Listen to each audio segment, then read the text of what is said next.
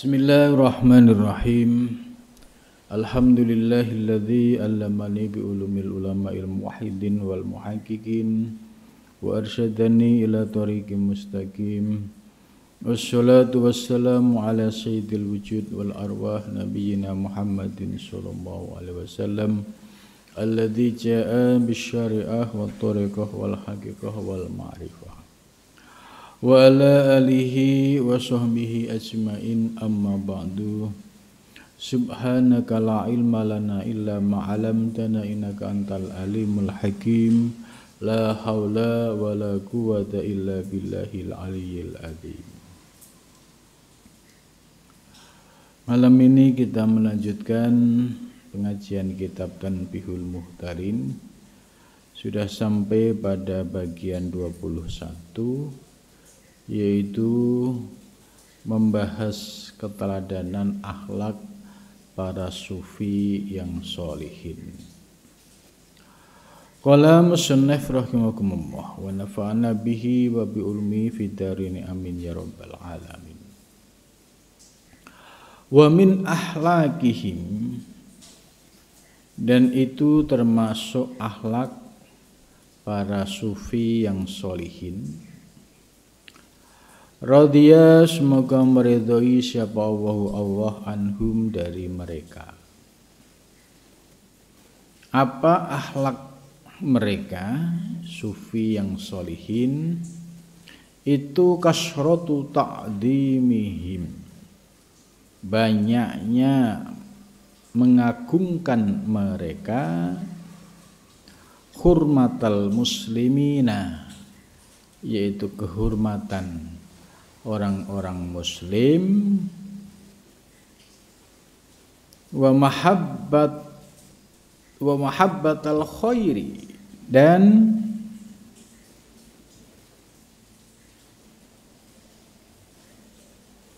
banyaknya mahabbah kebaikan,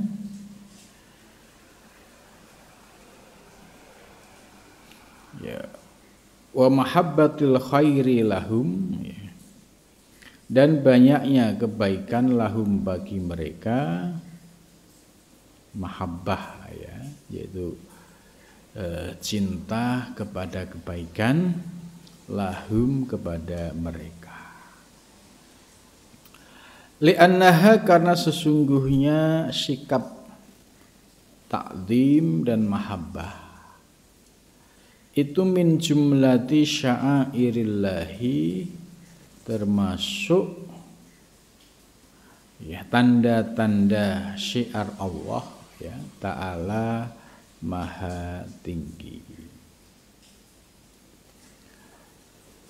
Pada pembahasan saat ini yang disampaikan oleh mu'alif dari keteladanan para ulama-ulama sufi yang sholihin, sufi-sufi terdahulu, apa sikap mereka? Yaitu kasratu ta'zimihim,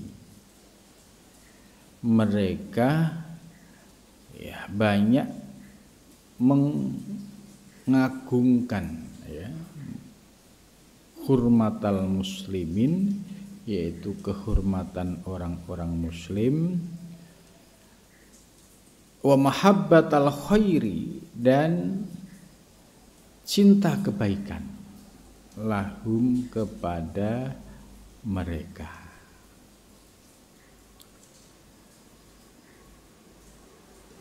Keteladanan ini, ya, bisa menjadi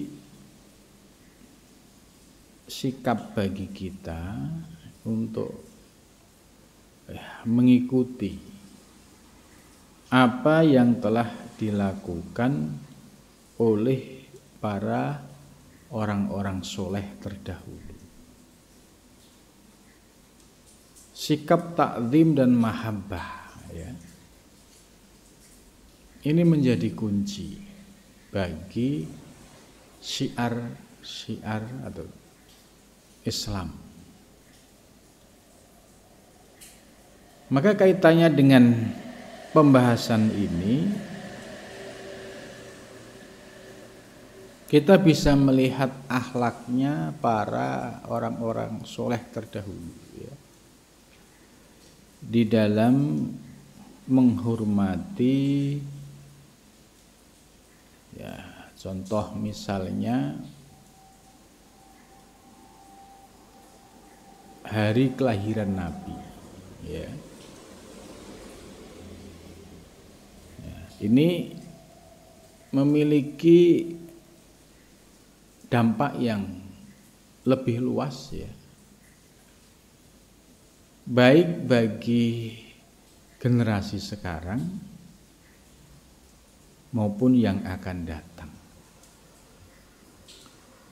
Kenapa kita harus takzim menghormati sebagai tanda-tanda syiar Allah?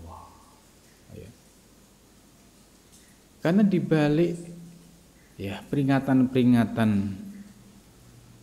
ya, hari yang dimuliakan oleh umat Islam ya, seperti kelahiran Nabi. Kenapa harus ada peringatan hari kelahiran Nabi? Ya karena Nabi ini sosok manusia yang paripurna akhlaknya dan layak untuk menjadi teladan kita semua. Begitu juga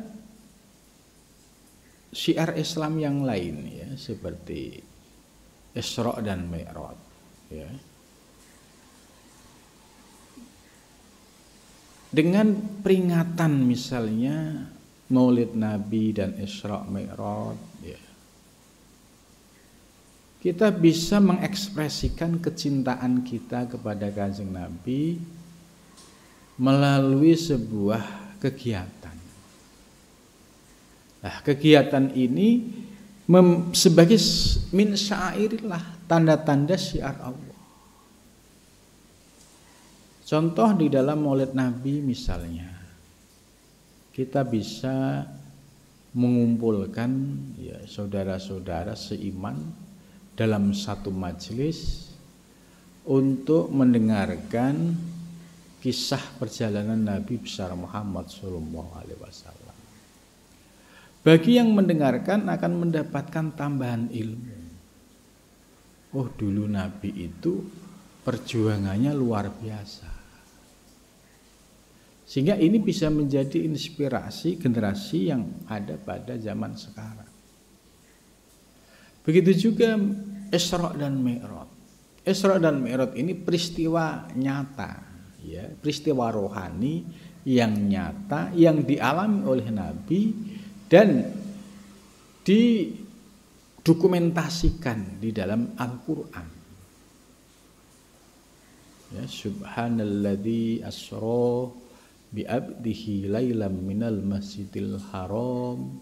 Nah, ini bukti bahwa Isra dan Mi'raj sebagai peristiwa rohani ya didokumentasikan oleh ayat Al-Qur'an dan dialami secara nyata oleh Nabi. Apa sih tujuannya?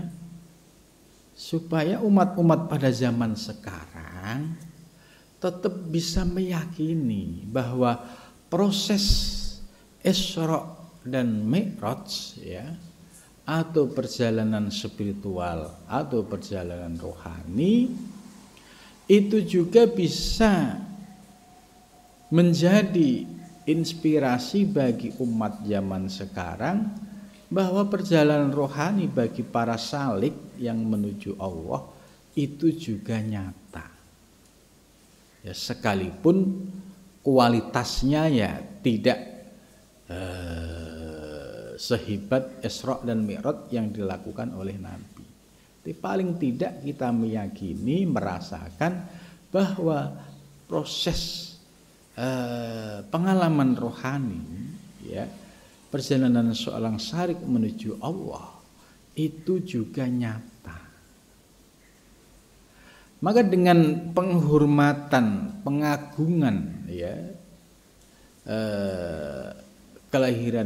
hari kelahiran Nabi Muhammad, Isra Mi'raj, nah, ini memiliki dampak yang sangat positif yaitu untuk menambah mahabbah kita ya kepada Nabi besar Muhammad SAW, menambah semangat kita ya sebagai seorang salik dalam menuju Allah Subhanahu wa taala. Dan ini ya menjadi sya'airillah, min jumlati sya'airillah, termasuk bagian dari tanda-tanda syiar agama Allah Subhanahu wa taala. Alangkah sedihnya ya kalau misalnya ya umat Islam ini sudah tidak mengenal ya Maulid Nabi ya, hanya dikenal di dalam buku sejarah ya, tapi tidak pernah dirayakan kelahirannya sebagai sarana untuk mengenal lebih dekat kepada Nabi besar Muhammad SAW. Jadi terasa ya kehidupan beragama ini akan kering gitu ya. Begitu juga Isra dan Mi'raj ya. Ini peristiwa penting, tapi kalau umat Islam tidak mengambil sebuah ibrah, ada apa di balik Isra Mi'raj, maka dalam praktek keagamaan kita kering. Nggak ada semangat untuk meneladani akhlak Nabi, tidak ada semangat untuk bagaimana tambah yakin kita terhadap peristiwa rohani ya yang dulu Nabi pernah menjalankan, dan para salik yang sungguh-sungguh juga bisa merasakan pengalaman rohani ini secara nyata dalam menuju Allah Subhanahu wa ta'ala.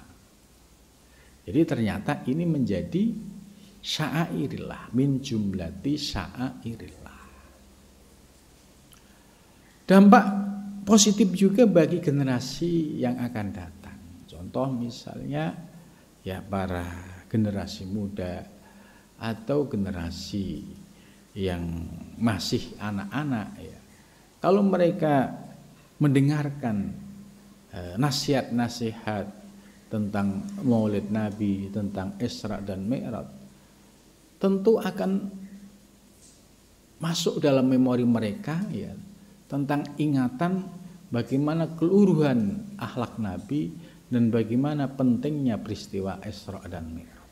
Itu ya, ini kalau kita mengambil contoh sampel dari Maulid Nabi dan Isra Mi'raj. Padahal selain itu juga masih ada Nuzulul Quran ya dan lain-lainnya.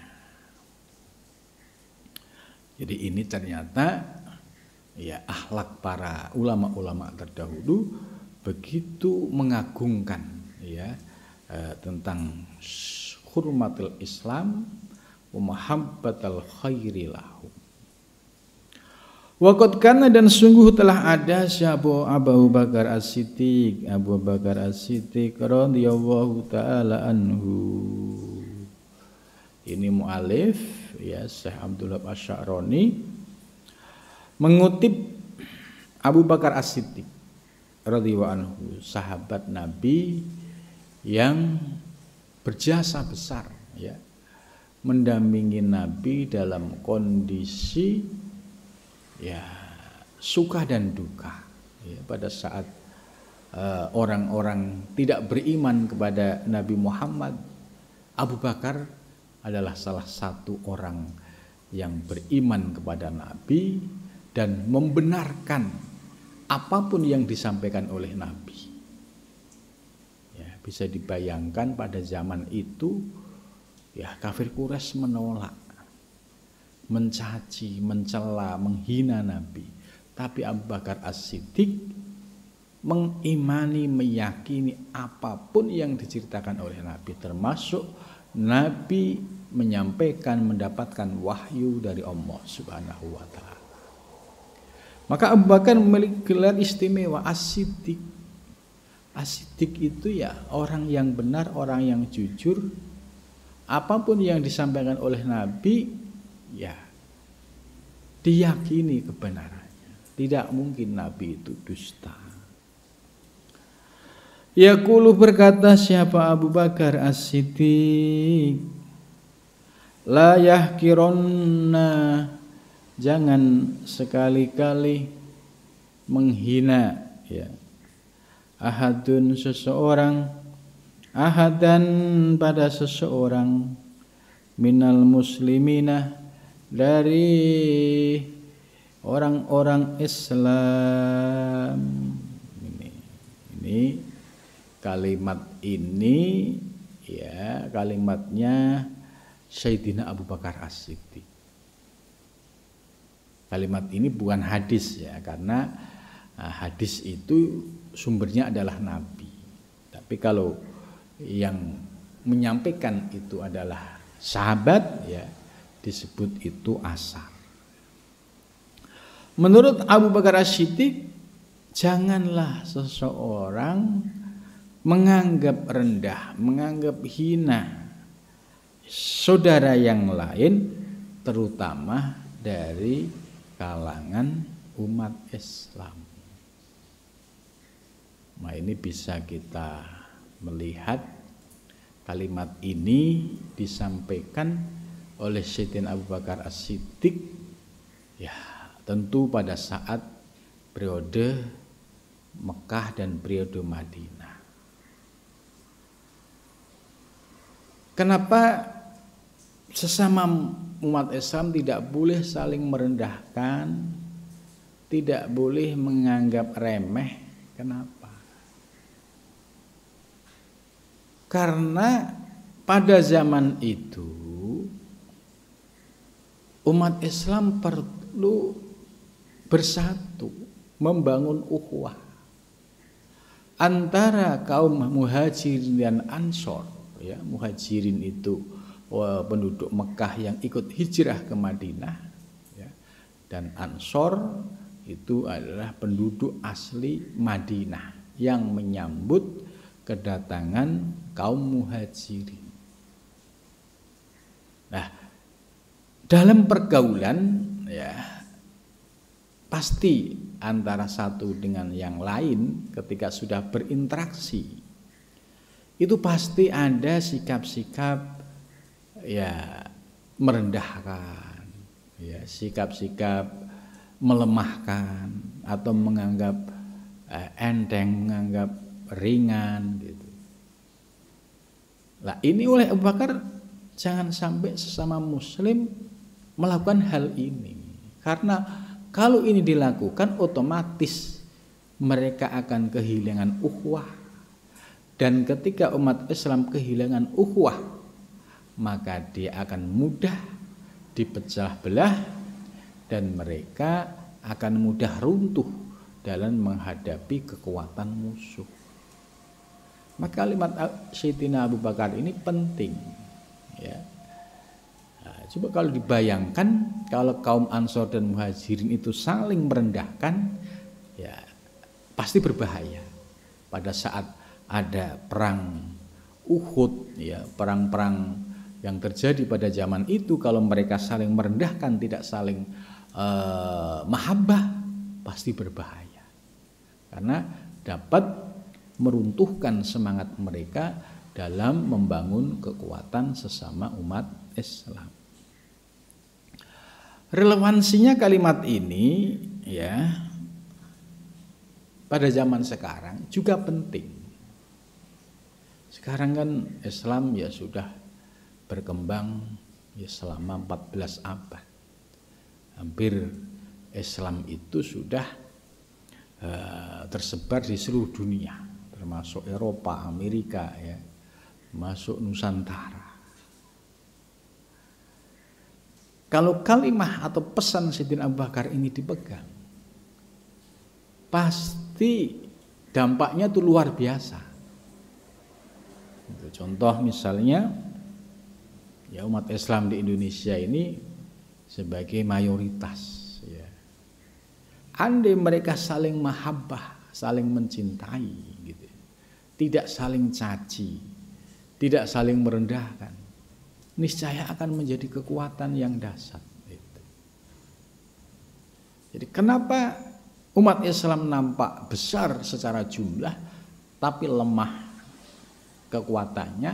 Ya karena tadi faktor layah kironna, karena ada sikap saling merendahkan, saling menganggap hina. Ini sesungguhnya penyakitnya di sini.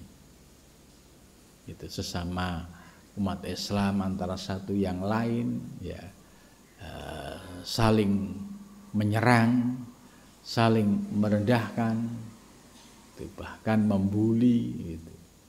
Ini sebenarnya sumber keretakan dan sumber runtuhnya kekuatan ukhuwah Islamiyah. Itu. Maka kita bisa melihat ya kekuatan dunia Islam saat ini itu boleh dikatakan jumlahnya banyak tapi rapuh. Kita bisa melihat bagaimana persoalan di Palestina. Zaman dulu ya Salahuddin Al-Ayyubi itu berhasil menguasai Palestina. Syekh Abdul Qadir Al-Jailani seorang sufi juga pernah ikut perang di Palestina. Dan zaman itu ya kekuatan umat Islam itu ya berhasil mengalahkan kekuatan-kekuatan imperium ya pada abad itu. Nah, tapi kita melihat sekarang ya Palestina dikelilingi oleh negara-negara Muslim.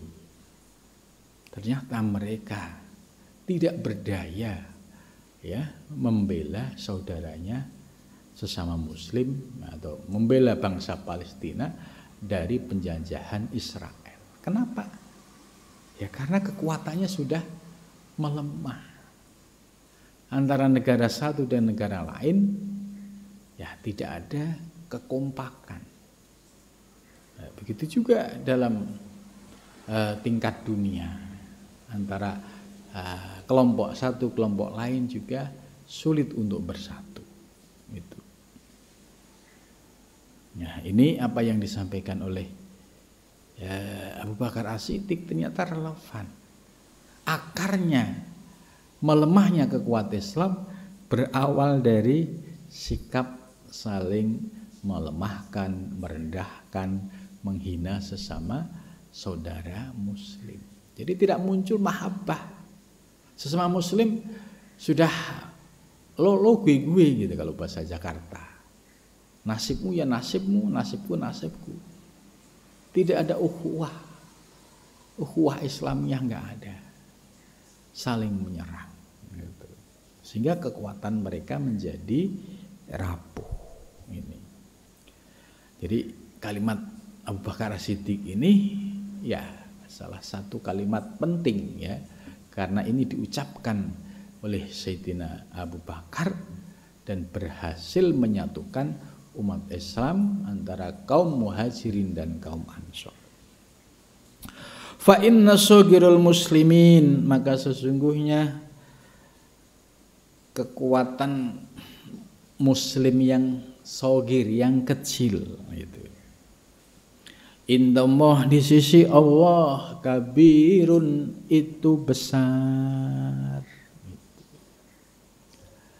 Ya, pada zaman periode Mekah ya, Nabi setelah mendapatkan wahyu yang pertama itu yang beriman satu Sayyidah Khadijah, istrinya Nabi. Yang kedua Sayyidina Abu Bakar As-Siddiq. Ketiga Sayyidina Ali. Ya, kemudian Bilal bin Rabah. Jadi jari 10 ini belum lengkap pada zaman itu.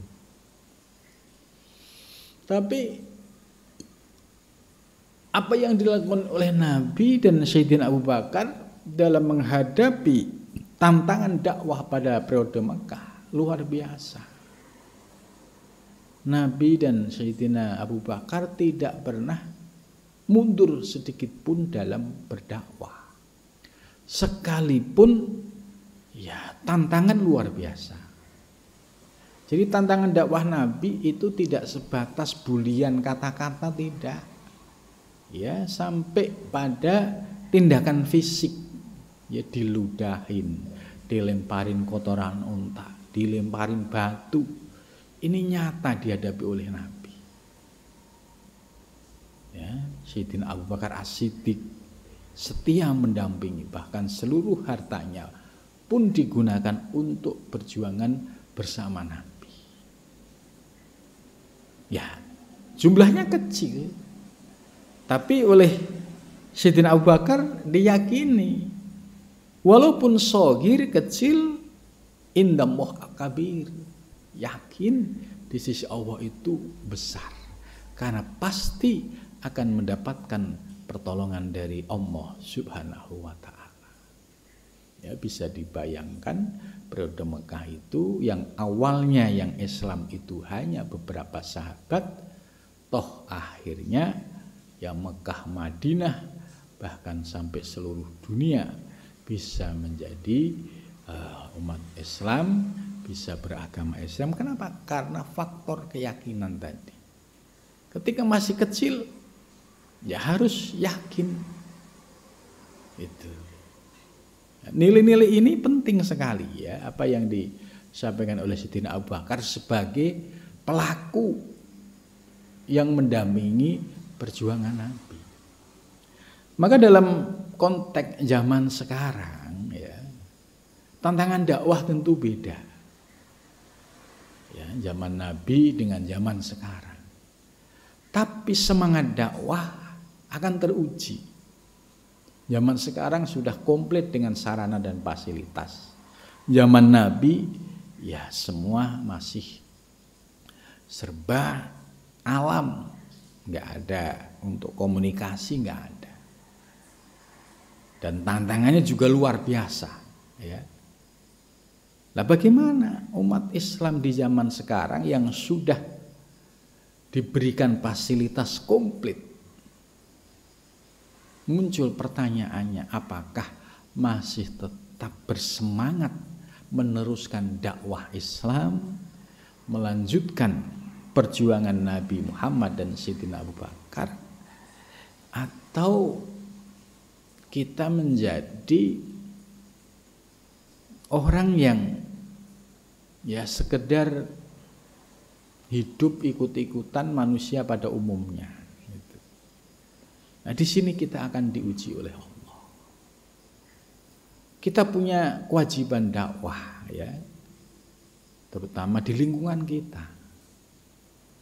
Nah, lingkungan yang paling terdekat itulah menjadi tanggung jawab dakwah kita.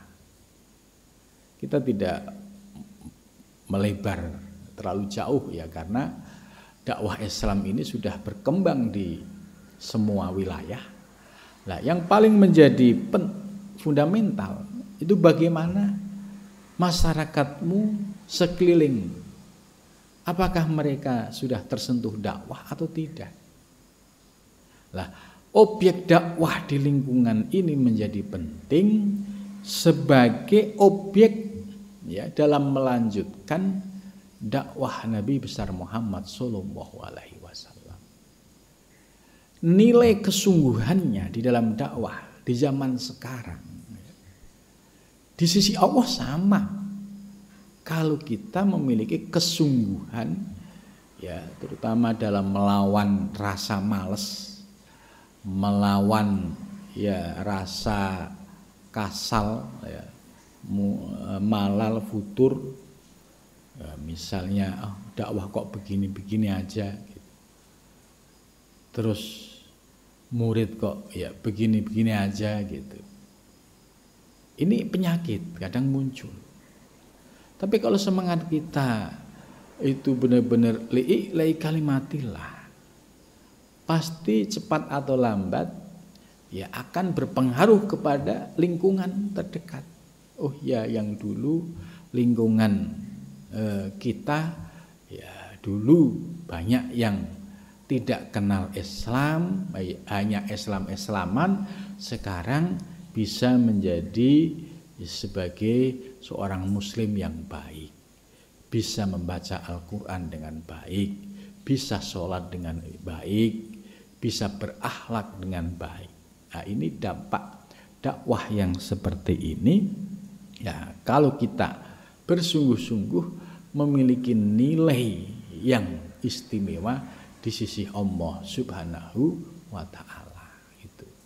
Walaupun hanya sekedar ngajar Iqra alif ba ta, ngajarin anak-anak sholat, ngajarin anak-anak wudu. Tapi ini sesungguhnya dakwah, melanjutkan dakwahnya Nabi, bukan siapa. Ini melanjutkan dakwahnya Nabi di zaman sekarang. Jadi ini kita ini sebagai generasi yang melanjutkan estafet perjuangan Nabi dari ulama ke ulama, ya, jatuhlah kepada kita, kemudian kita juga bisa melanjutkan, maka akan melahirkan generasi-generasi baru yang nanti juga bisa melanjutkan perjuangan dakwah Islam. Maka orang-orang yang memiliki kesungguhan ini, ya, ini menurut Sayyidina Abu Bakar, indallah kabir. Mereka ini orang-orang yang di sisi Allah itu istimewa. Karena ya di zaman modern masih sempat ngajar Iqra. Di zaman modern masih mau ngajar ya, alif ba ta, ngajarin wudu, ngajarin sholat. Lah padahal wudu, ya, sholat, Iqra ini ajaran Islam yang dibawa oleh Nabi besar Muhammad Sallallahu Alaihi Wasallam. Maka kalau kita memiliki semangat yang kuat, ya, tidak pernah mundur sedikit pun, ya sesungguhnya kita akan mendapatkan satu kehormatan, kedudukan yang mulia di sisi Allah Subhanahu wa Ta'ala. Itu. Jadi apa yang disampaikan oleh Sayyidina Abu Bakar ini ya sangat menarik, ya, menjadi inspirasi kita generasi muda di dalam berjuang melanjutkan estafet dakwah Islam. Selanjutnya wakana, dan ada siapa Abdullah bin Abbas radhiyallahu anhu. Abdullah bin Abbas ini salah satu sahabat Nabi, ya, yang dikenal sebagai ahli tafsir Al-Quran. Yaqulu, berkata siapa Abdullah bin Abbas, afdalul hasanati, bermula keutamaan segala kebaikan. Jadi keutamaan segala kebaikan. Ikramul jalisi, yaitu memuliakan, ya, orang-orang yang duduk. Jadi maksudnya sikap memuliakan, ya, memuliakan, ya, tentu saudara-saudara seiman, ya. Ikramul jalis ini bentuknya, ya, zaman sekarang ini bisa beragam. Seperti majelis ilmu, ya. Ya, kemudian di majelis ilmu kita melayani orang-orang yang datang ikut di dalam majelis ilmu. Ini juga termasuk afdalul hasanat, kebaikan yang istimewa. Atau misalnya ikramul jalis dalam konteks kegiatan-kegiatan keagamaan, misalkan perayaan-perayaan tadi, ya, banyak para tamu, banyak pendatang, kemudian kita memuliakan mereka, memberikan sarana, ya, yang secukupnya. Ini juga termasuk afdalul hasanah. Kemudian dalam hal yang lebih luas ya. Ya, misalnya ada kegiatan-kegiatan yang sifatnya mengundang ya para tamu dan lain sebagainya, kemudian kita memuliakan mereka ya, memuliakan itu mulai dari sikap menerima tamu dengan baik ya, menerima menghormati memuliakan tamu dengan baik, kemudian menyuguhi dengan cara yang baik ya, dengan senyuman, dengan sapaan yang penuh cinta kasih ya. Ini afdholul hasanat, ini kebaikan yang istimewa. Jadi ini yang kedua, makalah yang kedua Ibnu Abbas ya, kalimatnya sederhana, ternyata ini yang dilakukan oleh para ulama-ulama, para kiai-kiai terdahulu ya. Saya masih ingat ya, dulu di Jawa itu ada namanya Mbah Mangkli ya, saya dulu sering diajak silaturahmi ke sana ya, rumahnya di pucuk gunung ya, di Magelang. Bagaimana ikramul jalis ya, beliau memuliakan para tamu yang datang dari berbagai daerah itu ya, itu dengan luar biasa ya, mulai dari memberikan makan, menyiapkan sarana ya, terus sampai ketika menjelang pulang. Nah, ini nilai-nilai seperti ini ternyata menjadi penting sekali. Coba kalau umat Islam sekarang ini sudah sikapnya terpengaruh dengan kemodernan misalnya, cuek gitu, tidak ada sikap menghormati, melayani tamu, maka agama ini menjadi kering, tidak memiliki efek yang sampai menggugah kesadaran hati. Itu. Karena orang-orang modern ya akan berpikir secara matematis. Saya berbuat itu dapat untungnya apa? Ini orang-orang yang pragmatis. Tapi kalau orang yang memiliki ketulusan ya, hati, ya semua dinayati lillah karena Allah, menghormati tamu karena Allah, melayani tamu karena Allah. Dan ternyata ini afdholul hasanat ya, kebaikan yang istimewa. Gitu. Ditambah lagi orang-orang modern berpikir secara material. Ini kalau nyuguhin ini nanti ya nambah biaya dan sebagainya.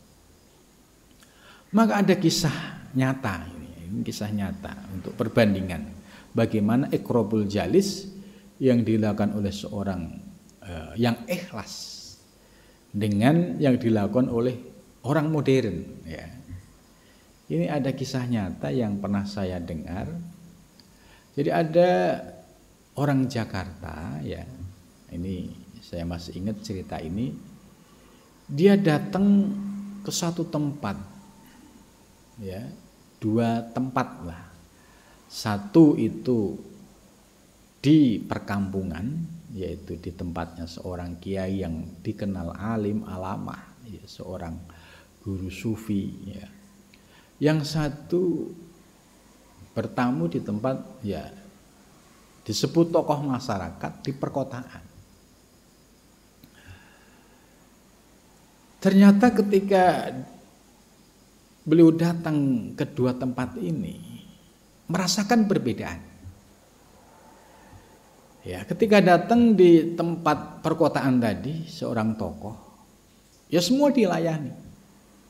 Ya pada saat datang itu dilayani dengan baik. Terus pada saat makan dilayani dengan baik. Pada saat mau istirahat juga disediakan tempat. Tapi setelah mau pulang ada tagihan gitu. Jadi artinya semua pelayanan yang diperoleh ya dalam kunjungannya ke tempat ini semua ada hitung-hitungannya, ada manajemennya, ada nilainya. Ya bagi mereka orang Jakarta ya no problem untuk bayar. Tapi ketika datang ke tempat seorang guru sufi ya di pedalaman lah, tidak kota tapi ya di sebuah kampung, dia merasakan kehangatan sambutan dari pihak Sohibul Bait.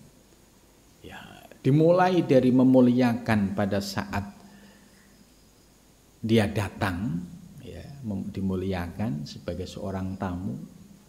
Kemudian diberikan pelayanan yang baik, yaitu diberikan ya makanan, minuman ya, sebagai penghormatan dan juga sapaan yang baik gitu.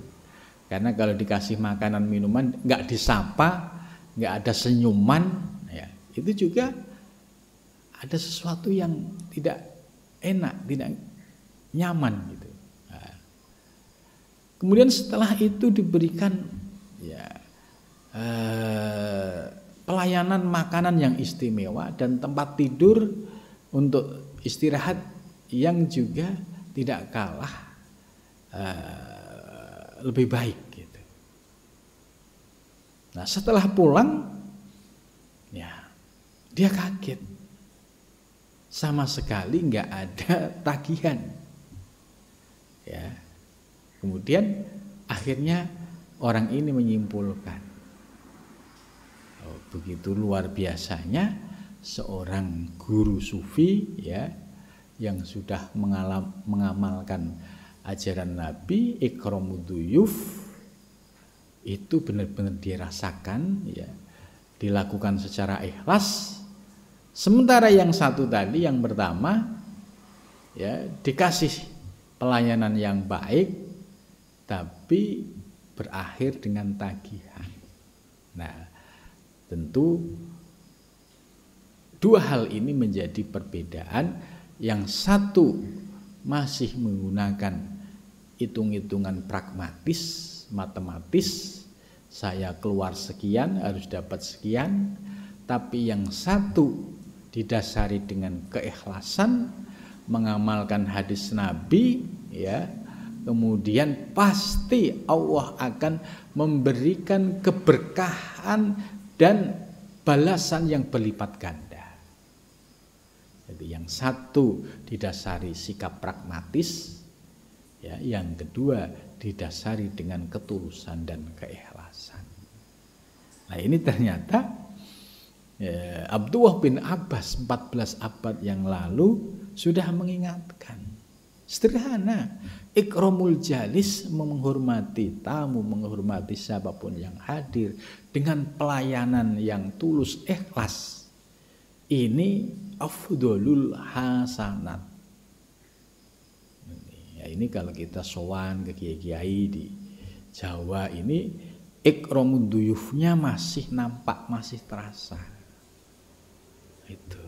Nah, tentu apa yang dilakukan oleh mereka ini adalah mengamalkan ajaran Nabi besar Muhammad sallallahu alaihi wasallam.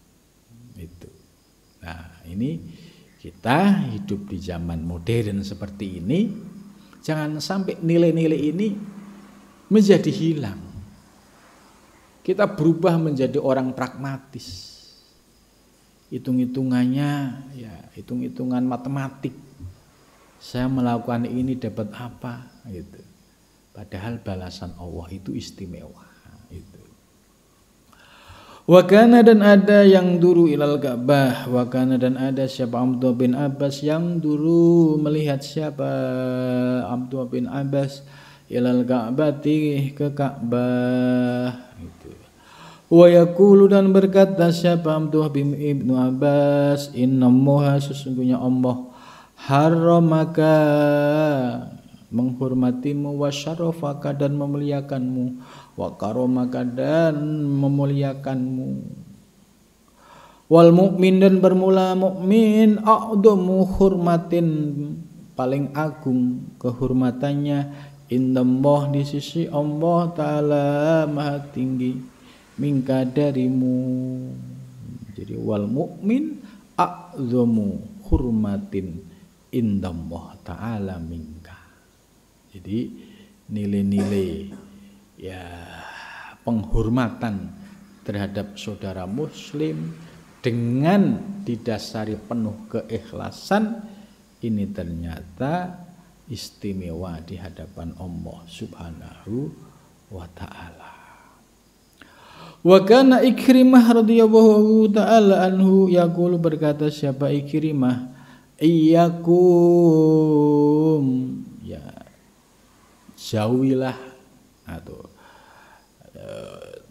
iyyakum jauhilah atau takutlah kamu ya antu addu yaitu hendak menyakiti ahadan seseorang minal ulama'i dari para ulama.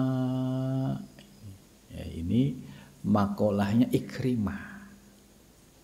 Beliau berkata, hendaklah kalian takut, jangan sampai kalian melukai ya seseorang dari para ulama itu. Ya, ini pesan yang luar biasa. Fa innaman maka sesungguhnya orang ada yang menyakiti, melukai aliman orang yang alim, faqad ada maka sungguh telah menyakiti siapa man Rasulullah sallallahu alaihi wasallam. Ya, ini nasihat yang luar biasa. Jadi iyyakum jauhilah, takutlah untuk melukai salah satu dari para ulama itu. Di zaman sekarang ya, ini tantangan berat bagi para santri dalam menghormati ulama. Ya, contoh di zaman Pilpres ini. Ketika ada seorang ulama misalnya memiliki pilihan yang tidak sesuai dengan kita, terkadang orang awam yang tidak ngerti apa-apa ya ikut mencela, ikut membuli, ikut meremehkan. Ini ya degradasi moral ini terjadi pada zaman sekarang. Apalagi santri ya. Ada seorang kiai punya pilihan yang berbeda dengan pilihan kita. Akhirnya kiainya diserang dengan berbagai macam kalimat, dengan berbagai macam tuduhan. Padahal kiai itu punya hak tidak merugikan orang dan beliau punya hak untuk beristihad memilih. Tapi karena sudah terjadi degradasi moral, santri ini sudah kehilangan adab dan akhlak. Ya, apalagi di zaman medsos, mengkritik secara terbuka, menghina secara terbuka. Ini naudzubillah min dzalik. Ini kalau seorang ulama kiai yang dia itu ikhlas ya, di sisi Allah. Ini kan sama aja antu adu ahadan minal ulama, ini kan melukai hati mereka. Padahal kalau siapapun melukai batin perasaan para ulama, para kiai, orang yang alim, sama saja dia telah menyakiti Rasulullah Shallallahu Alaihi Wasallam. Maka para santri harus punya wawasan, ya, terkait persoalan politik. Ini urusan duniawi. Para kiai siapapun punya hak politik untuk beristihad. Kalau toh berbeda, ya kita saling menghormati. Toh kiai itu juga tidak mewajibkan kita untuk mengikutinya. Nah, kalau muncul saling menghormati seperti ini, ya tetap akan tertanam akhlak yang karimah, tidak mencela, tidak menghina. Ini kalau kita lihat musim politik, ya banyak sekali tokoh-tokoh, ya, itu sering dibully, sering diserang, ya. Apalagi kalau itu seorang santri. Ini naudzubillah min dzalik, ya. Artinya santri ini gelap mata, gelap hati, sudah berani mengkritik seorang kiai, seorang guru yang dia ya tidak merugikan siapapun. Dia hanya menggunakan hak politiknya dan dia juga beristihad. Ini. Jadi di sini harus kita pahami supaya kita tidak terseret pada arus degradasi moral. Ya sedih kalau seorang santri sudah mengkritik terbuka seorang kiai.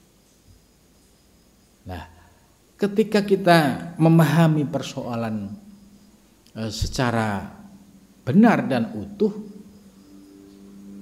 kita bisa menjaga diri. Oh, kiai punya pilihan, ya nggak apa-apa, hak beliau.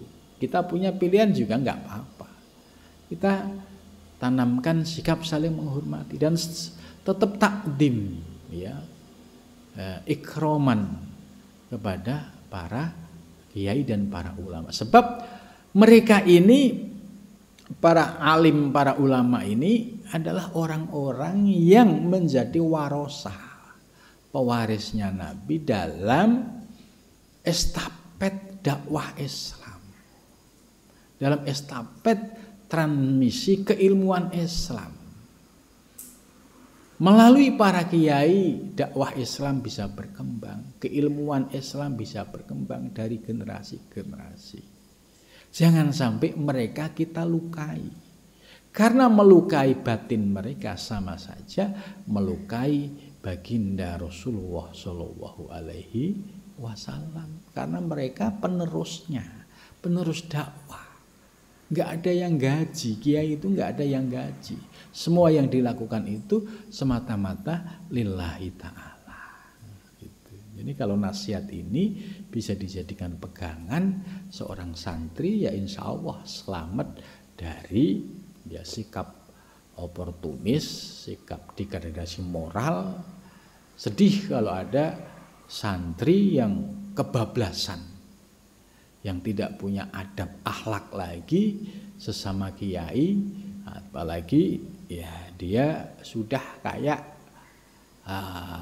orang jalanan, ya, kalimatnya nggak ada rasa hormat kepada seorang kiai. Ini naudzubillah min dzalik, ini pertanda ya akhlaknya sudah jatuh, terpuruk, ya tidak berpegang lagi pada ajaran Islam.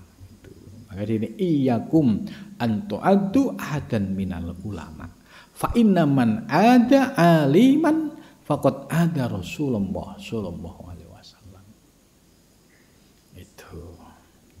Wa kana, dan ada siapa Abi Hurairah radhiyallahu anhu yaqulu, berkata siapa Abu Hurairah. Ini ucapan-ucapan para sahabat semua ini. Yaqulu, berkata siapa Abu Hurairah, al-mu'minu, bermula orang mukmin, akramu, lebih mulia, ala wahi, di atas Allah Ta'ala, min ba'dil malaikati, dari sebagian malaikat, alladzi indahu, yang ada di sisinya. Ini kalimatnya Abu Hurairah luar biasa, ya. Ini bukan hadis tapi makalah dari Abu Hurairah. Ternyata orang mukmin ya ini memiliki akramu Allah, memiliki keistimewaan lebih mulia ya di sisi Allah mim ba'dil malaikah, dari sebagian malaikat ya, jangan dipahami semua malaikat ya, tapi mim ba'dil malaikah, karena kan malaikat ada yang memiliki kedudukan yang istimewa di sisi Allah. Ada malaikat yang mendapatkan tugas dari Allah. Ada juga malaikat yang hanya sujud, bertasbih juga ada. Maka di sini kalimatnya mim ba'dil malaikat ini harus dipahami secara tepat. Nah, tentu malaikat yang kita yakini yang mendapatkan tugas dari Allah ya pasti memiliki kedudukan yang mulia di sisi Allah Subhanahu wa taala ya.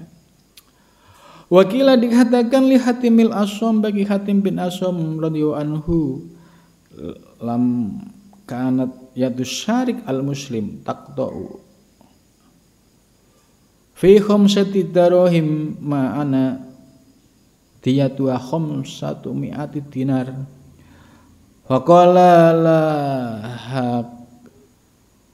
laha kat husattaru wa fa'alahul jur wa tarkul hurmah.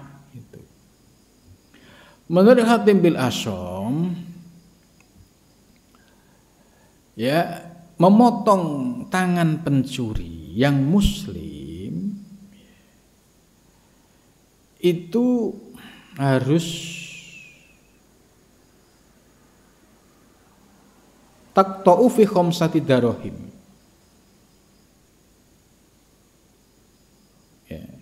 Kemudian diatnya itu 500 dinar. Nah, kemudian dijelaskan kenapa sampai terjadi orang itu mencuri, kemudian lantas dipotong tangannya. Ya, karena ternyata ada faktor-faktor lain yang menyebabkan yaitu terjadinya tindakan-tindakan pidana tersebut itu karena wa fi'luhu al-jur wa tarkul hurmah. Jadi perbuatannya itu perbuatan yang tidak baik, kemudian dia juga tidak bisa menghargai, menghormati hak-hak orang lain. Ini penyebabnya. Fata'ammal, maka berfikirlah ya akhi, wahai saudaraku, fi nafsika, di dalam dirimu. Ini akhir dari penjelasan mu'alif Syekh Abdul Wahab Asy'arani minta para santri, hendaklah kamu berpikir, hendaklah kamu merenung di dalam dirimu. Hal adamta hormatil muslimin, apakah kamu telah mengagungkan kehormatan orang-orang muslim? Itu. Ini suruh berpikir apakah kita sudah melakukan itu. Fadlan, terlebih anil ulama, ya, dari para ulama ya, sudahkah kita menghormati posisi kedudukan para ulama yang sudah berjuang secara ikhlas ya, melanjutkan dakwah Islam, mengajarkan ilmu ya, apakah kita sudah menghormati mereka? Wassolihin, dan orang-orang yang soleh ya, para guru mursyid yang mereka orientasinya menyucikan penyakit batin, tujuannya hanya untuk ibadah kepada Allah dengan ikhlas, sehingga mereka memperoleh martabat sebagai solihin. Apakah sikap kita ini juga sudah menghormati mereka? Andaikan misalnya mereka itu orang solihin, orang ulama, dalam hal ekonomi mungkin pas-pasan. Nah, kita akan diuji bagaimana sikap kita menghormati mereka. Jadi ini ajaran yang sangat penting ya. Syekh Abdul Wahab Asy-Sya'rani ini menyadarkan kepada kita, sudahkah kita menghormati saudara sesama muslim? Ya, menghormati selayaknya sebagai saudara. Yang kedua, sudahkah kita menghormati para ulama? Sudahkah kita menghormati para sholihin? Kalau kita tidak ada di dalam diri kita penghormatan itu, baik sesama muslim, sesama ulama, kepada orang soleh, ya pertanda bahwa kualitas diri kita ini nggak jauh beda dengan orang-orang yang tidak kenal agama. Itu. Jadi humkal an'am, kualitasnya sama dengan orang-orang yang nggak ngerti agama. Nah, karena itu ya setelah kita paham ilmu, ya amalkan. Karena ini ajaran-ajaran yang sangat mulia, ya, yang diamalkan oleh para ulama sholihin dan tentu merujuk pada ajaran Nabi besar Muhammad sallallahu alaihi wasallam. Kama dzakarna, sebagaimana telah kami sebutkan, am ihtaqartuhum gitu. Ataukah kita ini termasuk orang yang gampang merendahkan para ulama gitu. Itu ulama apaan gitu. Itu gitu. Kita merendahkan, tidak punya sikap menghormati mereka. Wa waqatu fi aradin, bahkan kita juga termasuk orang yang ikut-ikutan membuli, ya itu. Jadi harga diri dan martabatnya tidak dihormati secara proporsional. Ini kalau ada orang-orang yang sudah bersikap seperti ini, ya, wasirta, maka kamu akan menjadi minal fasikin, orang-orang yang fasik. Jadi sudah tidak ada rasa mahabbah kepada ulama, pada sholihin, tapi justru merendahkan, ya, dengan kalimat-kalimat atau membuli, ya, ulama-ulama. Nah, maka akhirnya dampaknya akan menjadi orang fasik. Itu. Bidzalika wastaghfirillah, dan mintalah ampun kepada Allah, ya, jika kalau kalian pernah menghinakan, merendahkan seorang ulama, ya, orang kiai, ya, Anda akan menjadi orang fasik, dan meminta ampunlah kepada Allah Subhanahu wa taala, Rabbal alamin, pengatur alam semesta. Jadi apa yang disampaikan oleh mu'alif Syekh Abdul Wahab Asy-Sya'rani ini menjadi ajaran penting yang relevan, ya, tetap relevan dalam kehidupan di zaman modern ini, dan ini menjadi oase. Kita yang hidup pada zaman sekarang mendapatkan penjelasan ini nih luar biasa. Oh iya, ternyata penting menghormati, beradab, berakhlak dengan orang yang alim, itu penting sekali. Mudah-mudahan dengan penjelasan ini kita bisa mengamalkan dalam kehidupan sehari. Amin ya rabbal alamin.